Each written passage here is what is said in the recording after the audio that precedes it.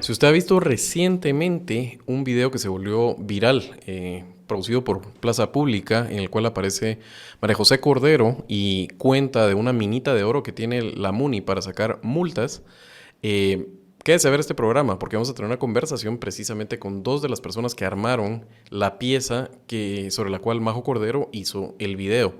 Y los quiero presentar porque es una buena historia. Es de las historias de la serie Cuentos de la Cripta y historias de terror acerca de cómo la MUNI es una institución que está de espaldas al electorado, a la ciudadanía guatemalteca de la ciudad, y también cómo tampoco se presta a que se les haga la auditoría social, se les haga fiscalización y también, en este caso, investigaciones periodísticas. Creo que es una historia que vale la pena que la cuenten las personas precisamente que la trabajaron. Así que es un gusto tenerte aquí. Ya has estado antes aquí a José Pablo del Águila, periodista de Plaza Pública. Mucho gusto, Javier. Gracias por la invitación y poder compartir un poco esto. Y a tu editor de Plaza Pública, Carlos Castañaza. Bienvenido, Carlos. Muchas gracias, a la orden.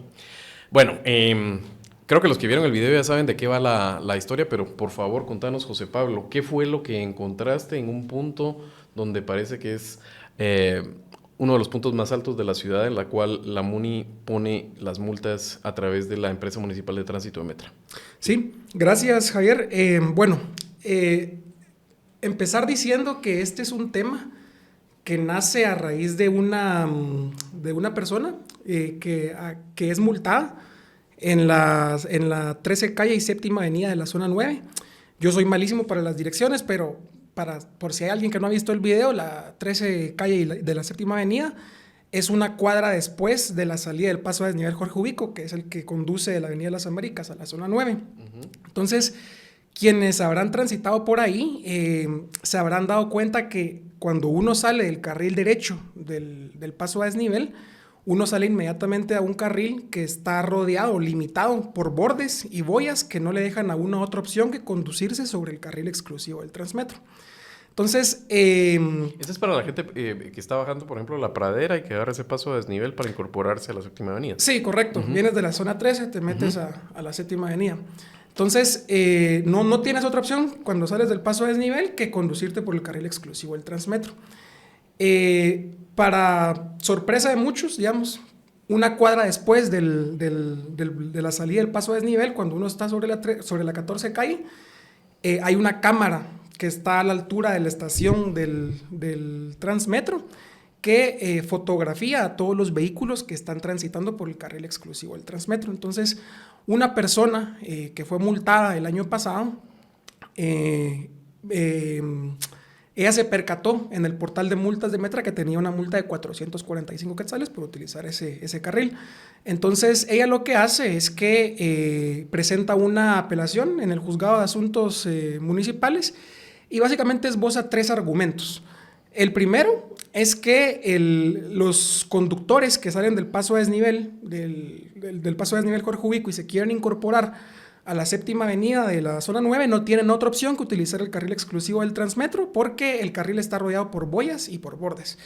Luego argumenta que la multa no le fue notificada debidamente porque ella se enteró, digamos, por la cámara fotográfica y ella explica que debe de hacerse una notificación por medios electrónicos o impresos como lo establece la ley. Y el tercer argumento que ella esboza es que no hay una señalización que sea oportuna, que advierta a los usuarios, a los conductores en este caso, que van a ser multados si utilizan el carril exclusivo del Transmetro. Entonces, con esos 3 argumentos, ella presenta la quiero detener ahí, uh-huh. porque suena a algo que es complicado de presentar esa argumentación. O sea, no suena a que cualquier persona tiene el tiempo, el conocimiento y los recursos para presentar un alegato ante el juez sobre una multa que no es que sobre la plata, pero muchas personas me imagino que es complicado, es disruptivo para su día preparar todo esto y que la opción en ese caso es esperar a que bajen de precio las multas y pagarla, ¿no? Correcto. ¿Por qué esta persona se toma ese tiempo, digamos? Porque esos son esos momentos donde a la MUNI, qué rico, todos iban cayendo aquí hasta que se metieron con el ciudadano equivocado, ¿no? Sí, correcto. Bueno, ella es una profesional, es abogada, tenía los recursos para presentar digamos, tenía los recursos para Conocía presentar una la ley, impugnación. sabía. Y tenía los recursos para Se dedica a asesorarse, digamos, con un abogado también. Ella es abogada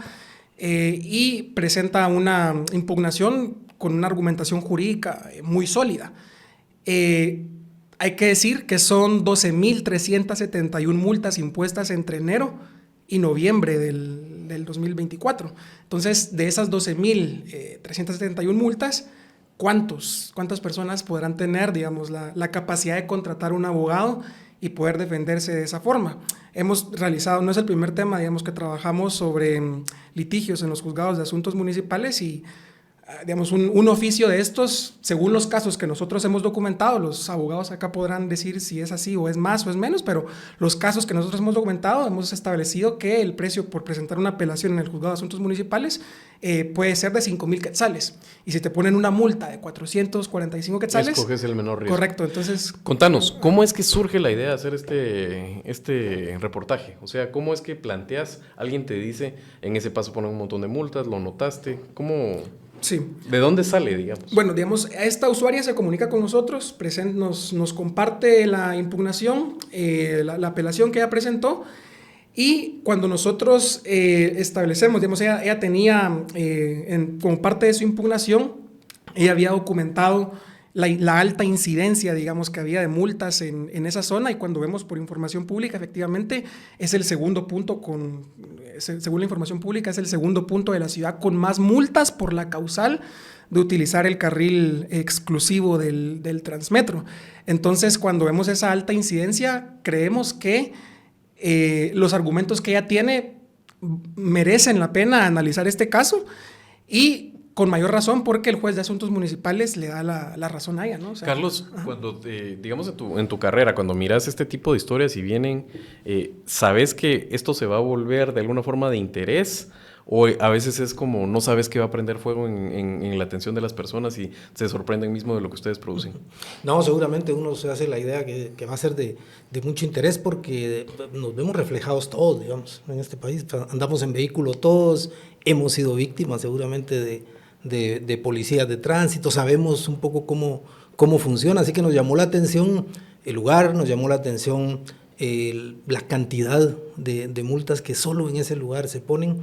Y claro, era de cajón vivir nosotros la experiencia, ir, verlo y darnos cuenta que efectivamente no te queda de otra más que invadir el lugar del Transmetro. Entonces la autoridad municipal definitivamente falla y ¿qué nos queda? Sino salir en defensa de esa gente, averiguarlo, por supuesto, responsablemente, con todas las de ley de una nota periodística, pero por supuesto denunciarlo, hacerlo ver, ¿verdad? Y buscar a la autoridad, porque los buscamos, queríamos que nos contaran por qué razón no se puede hacer eso bien, pero bueno, ahí nos pimponearon un poco y finalmente no nos dieron una versión, ¿verdad?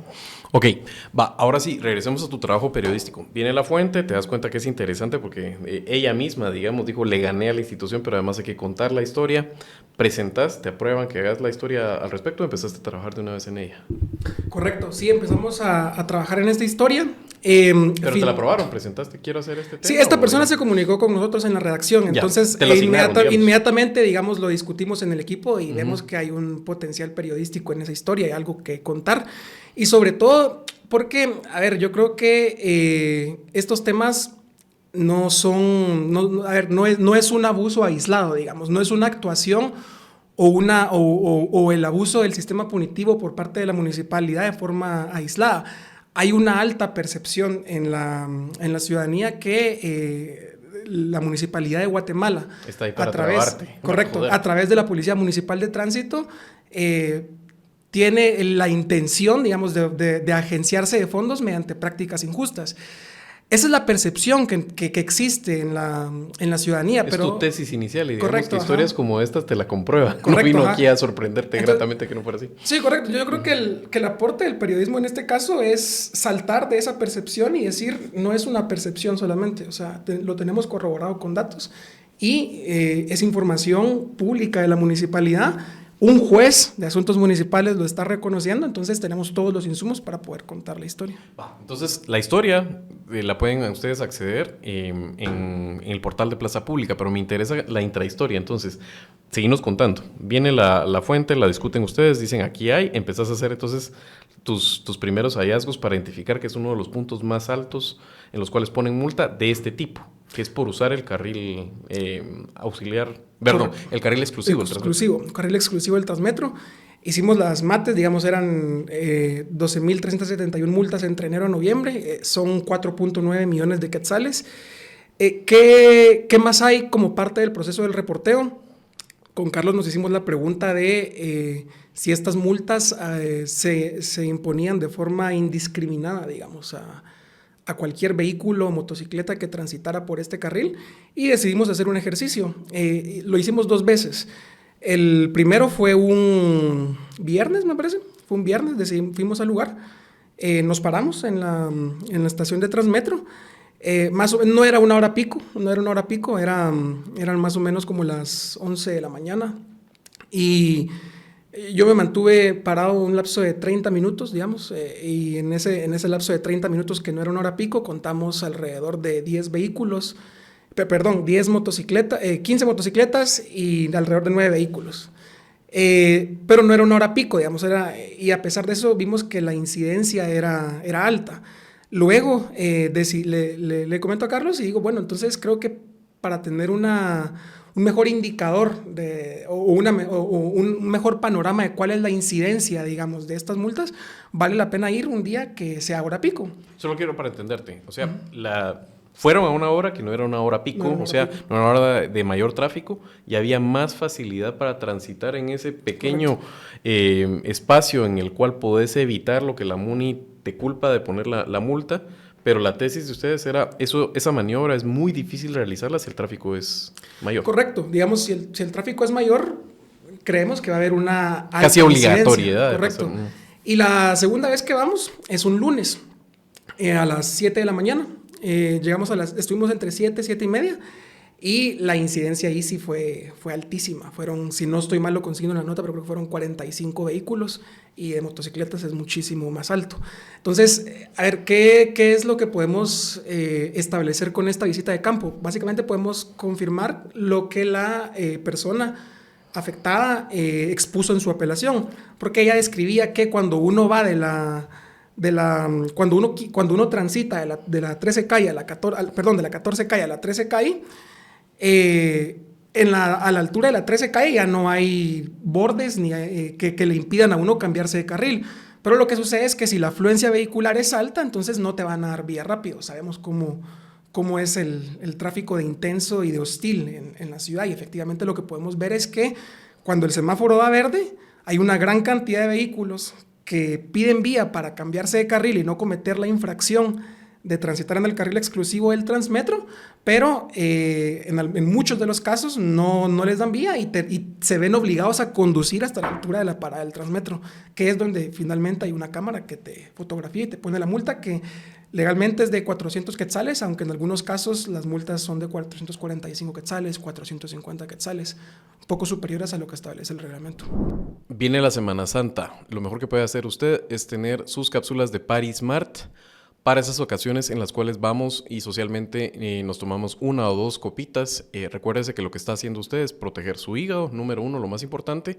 Y la otra cuestión es que también la recuperación es más fácil de las molestias del día siguiente. Así que manténgalas, es una buena inversión y las puede conseguir como siempre en las cadenas de supermercado y en Super 24. ¿Y a qué se debe que haya una diferencia entre Bueno, lo platicábamos posiblemente por moras.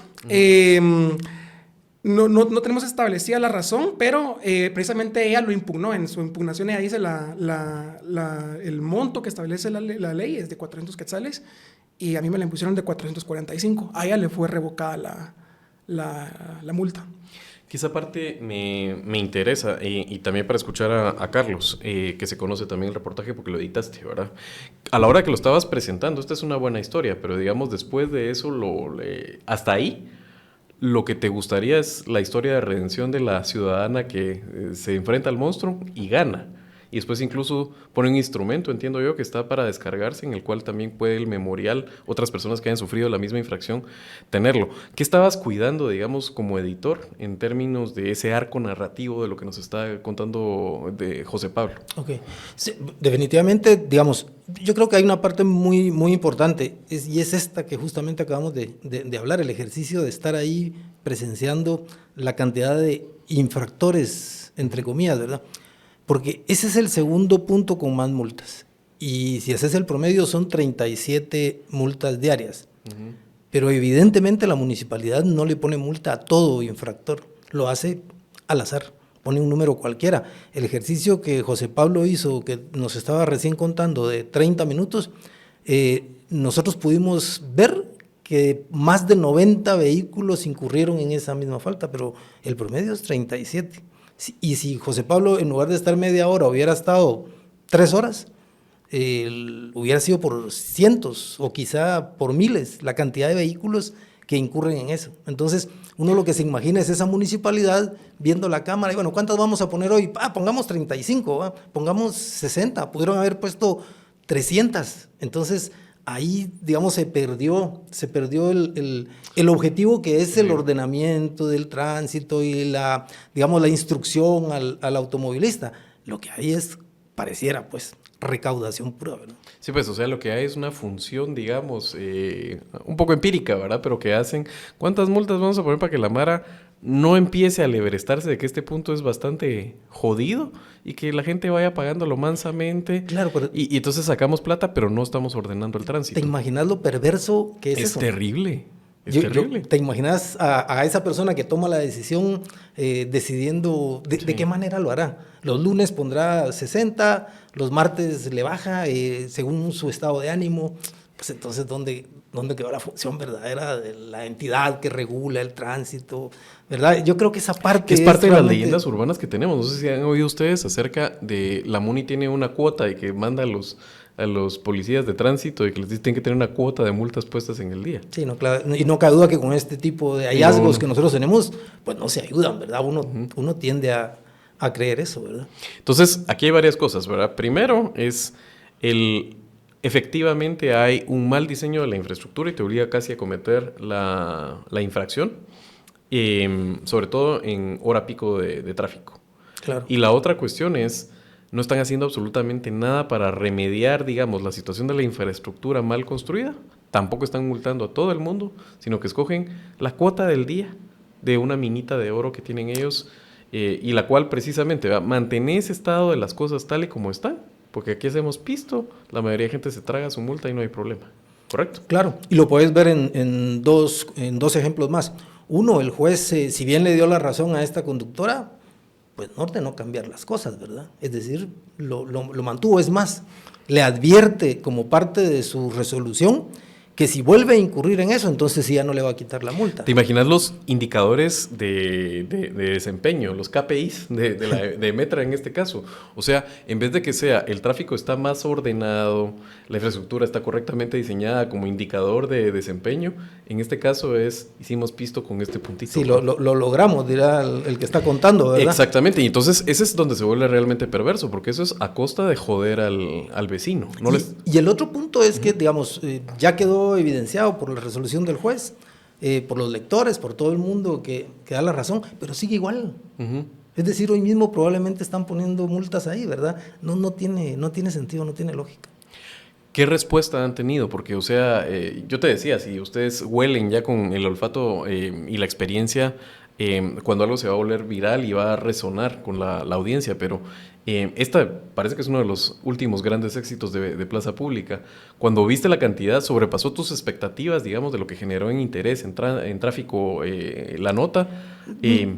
Probablemente no. Yo recuerdo cuando nos reunimos con José Pablo, dijiste esto va a ser le pusimos el ojo y dijimos, sí, esta es de las que la gente se identifica, porque claro, de nuevo, somos víctimas de muchas situaciones como esa, digamos, no solo de la invasión del Transmetro, de tantas personas que cuentan que se parquean incluso enfrente de sus casas y les ponen un cepo, ¿verdad? Sí. O están adentro del vehículo y de repente aparece un policía y le pone un cepo, o encontrás al que mide la velocidad agazapado detrás de un árbol, en fin, ¿verdad? Sabes, sos víctima de esa parte, y aquí teníamos muchos elementos que sustentaban, digamos, la forma, de nuevo, insisto, perversa en que lo estaban haciendo, así que pues le veíamos potencial, por supuesto, ¿verdad? Y en la conversación que tuvieron con la abogada que le ganó en este caso a la MUNI, no hablaron acerca de qué pasos siguientes puede hacer la ciudadanía en este caso. O sea, aquí hay, por ejemplo, una demanda potencial que se le podría poner a la municipalidad por incumplimiento de deberes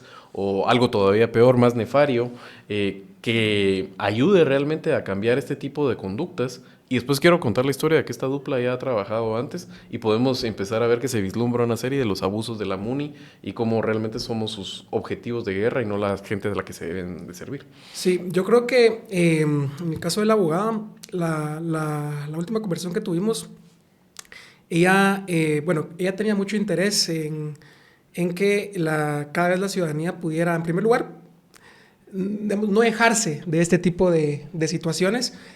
Es por eso que ella nos comparte el recurso que interpuso, y es un recurso que ella misma nos comparte para que lo publiquemos en el portal y que sea de descarga libre para quien quiera defenderse. Entonces, yo creo, no tengo el expertise legal para saber si aquí se procede una demanda por abuso de autoridad, por algún tipo penal específico, pero creo que un primer paso sería empezar a ejercer el derecho de defensa, que hemos visto que en Guatemala ejercer el derecho de defensa, defenderse, puede ser tan absurdamente complicada. Que, por ejemplo, si querés plantear un amparo, digamos, porque te están violando tus derechos en un tribunal, si querés reclamar la restitución de un derecho que es algo tan básico, tenés que pagar 15,000 quetzales a un abogado. Entonces, ¿cuántos pueden pagar 15,000 quetzales a un abogado? Entonces, creo que el primer paso es hacer accesible de alguna forma el derecho de defensa a las personas que se vean afectadas de esta forma. Y algo que yo vi con agrado, digamos, luego de la publicación del tema, en los comentarios que tenían las publicaciones, era que varias personas estaban diciendo que estaban mostrando su interés en descargar el recurso. Decían, ¿dónde podemos descargar el recurso? El recurso, para quienes no han leído la nota, para quienes ya lo leyeron, está en la publicación, lo pueden descargar, lo pueden utilizar. Hay usuarios que en la nota comentaban que previo a esto les habían ya impuesto una multa en esa zona, que la habían apelado y que habían obtenido también un resultado favorable. Entonces creo que el primer paso es empezar a hacer uso del derecho de defensa, empezar a ejercer el derecho de defensa, y creo que el aporte que yo esperaría con esta publicación es que el ejercicio de ese derecho sea más accesible. Definitivamente. Vamos a poner los vínculos de esta nota y de otra que vamos a comentar ahora en el episodio de Tangente que ustedes están viendo en este momento en la red social en la cual haya escogido verla. Pero te quería preguntar precisamente, Carlos, ¿verdad? Uno empieza a ver aquí que ya hay como posiblemente una serie, ¿verdad? Que empieza a documentar, yo no sé si el término aquí sería la conducta sociopática de esta institución que es la municipalidad, depredadora en este caso de sus ciudadanos. Pero ustedes ya habían hecho mancuerna, como estaba diciendo hace un momento, para una nota acerca de Empagua y los cobros que hace por que no hay un registro correcto del uso de agua en los contadores. Yo no he escuchado esas historias miles de veces. A mí, gente que me pedía, por ejemplo, permiso de trabajo en la oficina es que fíjese que lo que tengo que hacer es ir a Empagua porque me salió de 6,000 pesos el agua, pero la verdad es que el contador no servía y la lectura se la inventaban antes y ahora ese tipo de cosas me resuenan. Contanos un poco esa historia acerca de Empagua, los contadores y los cobros y cómo la podemos enlazar con una conducta sistemáticamente de ataque al vecino y no defensa. Es una historia publicada ya. ¿Del año pasado? Del año pasado, trabajada por José Pablo también, y que tiene como común denominador la indefensión del usuario, del vecino, digamos, ¿verdad? Aquí contamos, digamos, con el apoyo de investigación del Instituto de Ciencias Humanistas de la Universidad Rafael Andívar, que se dio a la tarea de recopilar, creo que de 2011 a 2024, una cosa así, 2024. Todas las resoluciones, ojo, de la Corte de Constitucionalidad, es decir, vecinos que hicieron el proceso ese de 10,000 quetzales que contaba José Pablo, ¿verdad? De miles de quetzales, de agotar todas las instancias legales hasta llegar a la Corte de Constitucionalidad y les da la razón.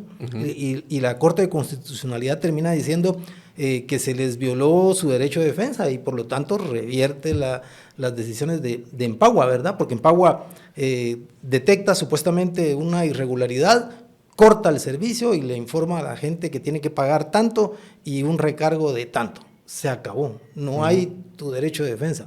La gente que hace el proceso lo hizo, digamos, a lo largo de esos años, se documentaron 20 casos. Porque por alguna razón podía aguantar casos. que no estuviera conectada el agua, porque tenía los recursos, el tiempo. Sí, por lo que fuera, digamos, ¿verdad? No, pero son anomalías.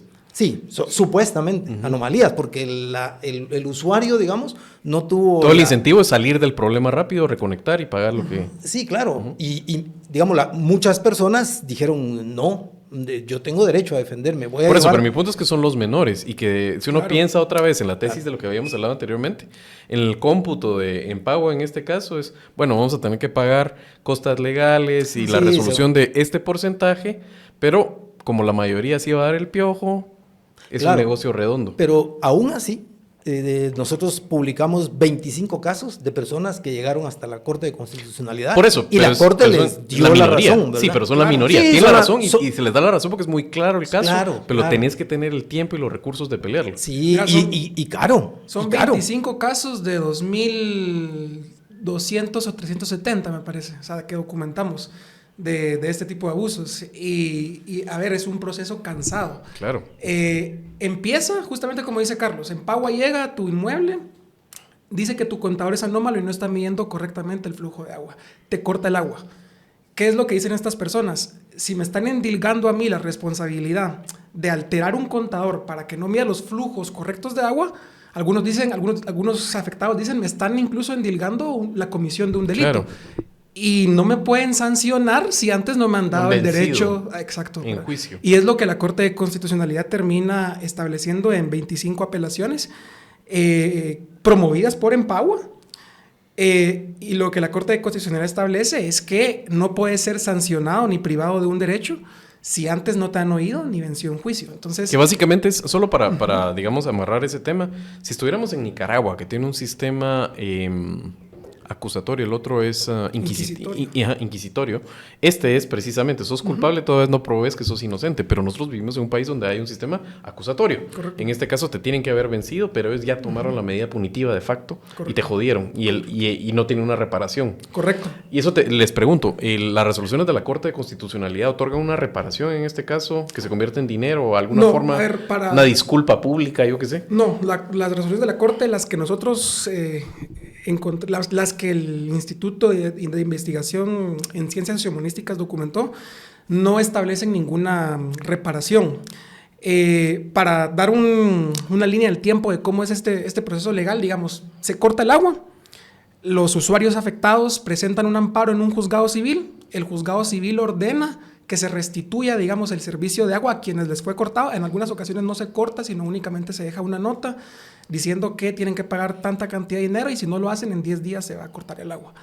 Entonces el juzgado civil lo que hace es que deja en suspenso ya sea el corte de agua o la nota de pago que le han dejado al usuario y por los mismos argumentos que ya explicamos, que no se respetó el derecho de defensa. Y la Corte de Constitucionalidad lo que hace básicamente es el expediente llega a la Corte de Constitucionalidad porque en todos los casos, y esto es lo curioso, en todos los casos que son 25, Empagua presenta una apelación en contra de ese amparo. Y todos los casos los pierde, pero sigue presentando apelaciones, digamos. Entonces, la resolución o el alcance de las resoluciones de la Corte de Constitucionalidad es no lo sancione si antes no les ha dado o no les ha concedido el derecho de defensa en un juicio promovido, por lo menos ante el juzgado de asuntos municipales. ¿Y pudiste determinar cuánto dura, digamos, este tipo de procesos en los cuales el vecino interpone los recursos y se eleva hasta la Corte Constitucionalidad? Sí, había recuerdo... Porque es toda una cadena, o sea, vos no vas ante la Corte Constitucionalidad a poner esto, ¿o sí? No. Es una cadena que va subiendo hasta la Corte. Primero vas al juzgado civil. En el juzgado civil en todos los casos otorgaron el amparo a favor de los usuarios y es la Corte, como mencionaba, quien promueve la apelación y ahí llega, perdón, es Empagua quien promueve la apelación y ahí llega el expediente a la Corte de Constitucionalidad. Entonces, recuerdo el caso de una de las personas que entrevistamos, era un caso, me parece que data de 2015. El tema lo hicimos el año pasado, entonces estamos hablando de 9 años. Algo curioso, digamos, que me llamó la atención en el reporteo de este tema, es que recuerdo que yo analicé los expedientes que recopiló el Instituto de Investigación de la Landívar, el ISESH. Eran 25 resoluciones. Busqué uno por uno a las víctimas de esos expedientes. Nadie quería hablar, o sea, porque sus expedientes todavía podían ser afectados, decían ellos de alguna manera. Finalmente consigo hablar, una persona accede a hablar conmigo y accede a hablar con la condición de que no se publique su nombre. Luego consigo hablar con un abogado que auxilió a otra persona.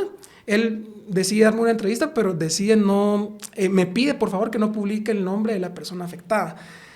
Yo creo que ahí también hay algo que es interesante y es la cultura, digamos, que hay una percepción de que las instituciones tienen una cultura represiva, entonces, y no cualquiera, digamos, se atreve a hablar de estos temas abiertamente frente a un medio de comunicación. Eso es uno de los retos al reportear estos temas. Totalmente. A mí, de hecho, digamos, lo que me estaba recordando ahorita hablando con ustedes dos es esa película del Club de la Pelea de David Fincher. El personaje de Edward Norton, no sé si ustedes se recuerdan cuando se está presentando en un vuelo ante una completa desconocida. Dice, yo trabajo para una de las más grandes corporaciones que hacen vehículos, que hacen carros. Y mi trabajo en este caso es ir viendo los accidentes. Y el cómputo es bien sencillo para tomar decisiones. Y vemos que el accidente se debe a un mal diseño. Entonces, computamos cuál sería el costo de hacer un regreso de todos los vehículos, repararlos o reponerlos. Esa es la variable A. Después multiplicamos la cantidad de accidentes que suceden y en los cuales demandan y vamos a perder, y cuánto es más o menos el arreglo extracortes promedio, lo restamos, y si la cantidad de esto sobrepasa al costo, entonces sí ya jalamos a los vehículos y no que se siga muriendo la gente.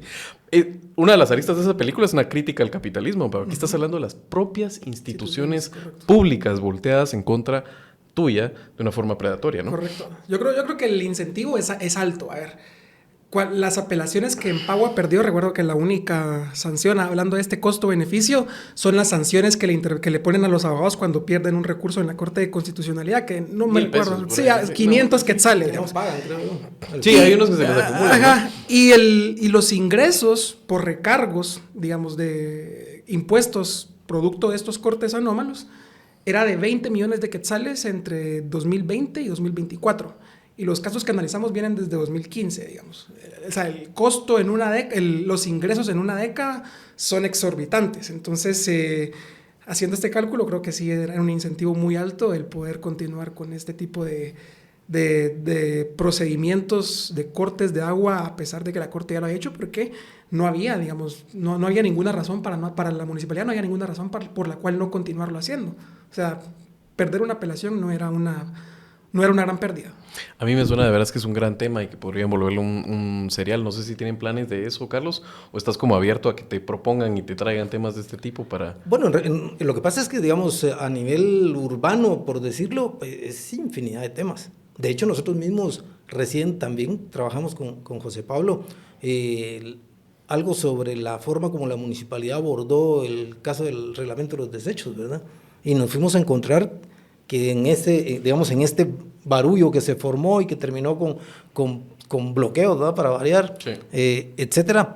Bloqueos de por un medio. poco artificiales, ¿verdad? También sí. creados por bueno, la justo misma municipalidad. a eso íbamos. Pensando en eso, empezamos a investigar y determinamos que la municipalidad tuvo 42 o 43 meses de inacción. Debió haber, desde que se aprobó la ley hasta el famoso 11 de febrero, cuando debía entrar en vigencia, debió haber actuado 42 meses. Febrero. Y no lo hicieron. Lo hicieron hasta en agosto, publicaron un reglamento que debían publicar sobre desechos. Y en ese reglamento se comprometían a crear un comité que efectivamente se iba a sentar con los guajeros e iba a tratar con ellos. Ellos mismos lo aprobaron en agosto. y tampoco formaron el comité. Es decir, digamos, había una actitud de resistencia al tema de los desechos. Y ojo, que por lo menos uno de los dirigentes, sin dar su nombre, por supuesto, ¿verdad? Desgraciadamente, pero nos decía que la municipalidad desde un principio les dijo que con quien ellos debían entenderse si no estaban de acuerdo por ser un acuerdo ministerial, era con ambiente y no con ellos.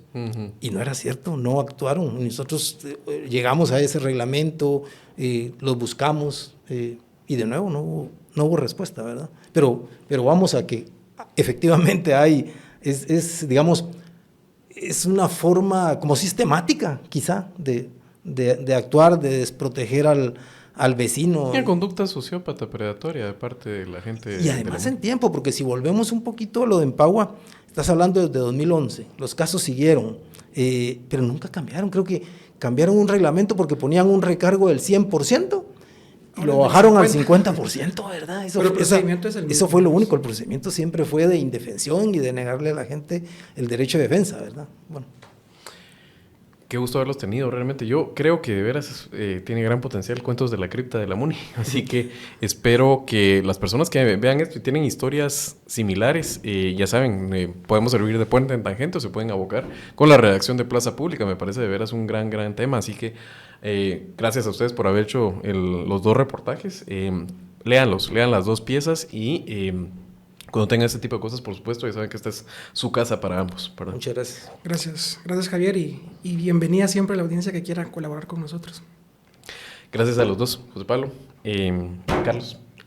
Hasta la próxima. Ustedes ya saben, este es Tangente, su podcast de confianza y favorito, así que a la próxima siempre compartan el contenido. Los que no han visto Tangente, compárteles este video, que vean. Además, a los que ya les habían comentado con ustedes, con familiares, con amigos, acerca de ese reportaje y ese clip que grabó Majo Cordero, pues que también Tangente llegue a ellos. Y a los que son fieles de este podcast, pues nos vemos a la próxima.